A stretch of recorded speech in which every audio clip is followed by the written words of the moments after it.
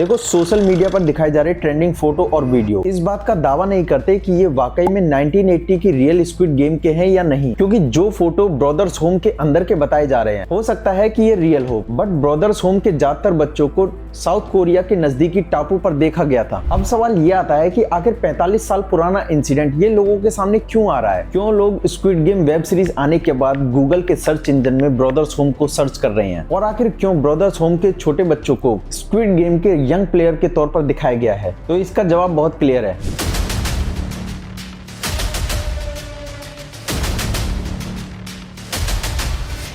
Basically इन सब की शुरुआत होती है 1954 में, जब दो मोटर कंपनी हेडोंग-ह्वान मोटर और डोंगबैंग मोटर एक दूसरे के साथ पार्टनरशिप में काम करने के लिए एग्रीमेंट साइन करती हैं और इस कंपनी को एक नया नाम मिलता है हेडोंग-ह्वान मोटर, जो बेसिकली यूएस आर्मी के लिए जीप्स, बसेज और ट्रक्स को मैन्युफैक्चर करती थी। 1975 के आते ही मार्केट में कार्स की डिमांड बढ़ने लगती है, जिसके चलते हेडोंग मोटर आर्मी व्हीकल के साथ न्यू डिजाइन की कार भी मैन्युफैक्चर करने लगती है और 1976 में इस कंपनी ने अपना नाम डोंग ए मोटर रख दिया, जिसको 1977 में क्यूबा ग्रुप ने पूरे तरीके से कंट्रोल में ले लिया। लेकिन मैं आपको ये क्यों बता रहा हूँ? अबे जल्दी बोल, कल सुबह पनवेल निकलना है। क्योंकि इस कंपनी में आगे कुछ ऐसे इंसिडेंट हुए जिसने ब्रदर्स होम के बाद ह्यूमन राइट्स लॉ को पूरे तरीके से इग्नोर कर दिया और कोई नहीं जानता था ये कंपनी वर्ल्ड मीडिया के फ्रंट पेज की हेडलाइन बनकर रहेगी।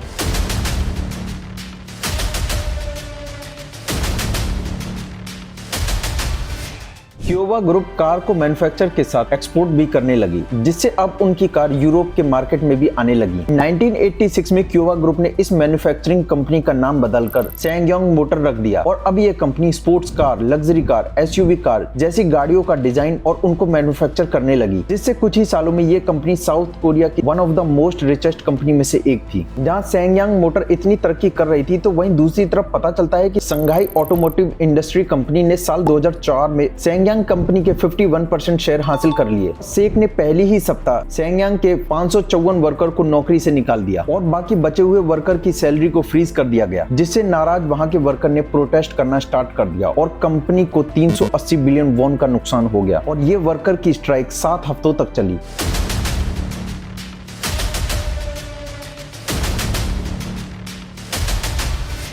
जनवरी 2009 और शायद सैंगयोंग मोटर के लिए ये साल बहुत ही अहम होने वाला था, जहां एक तरफ south Korea global economic crisis से जूझ रहा था, तो वहीं दूसरी तरफ सैंगयोंग मोटर ने इस क्राइसिस से बचने के लिए कंपनी के 2600 से ज्यादा वर्कर को नौकरी से निकाल दिया।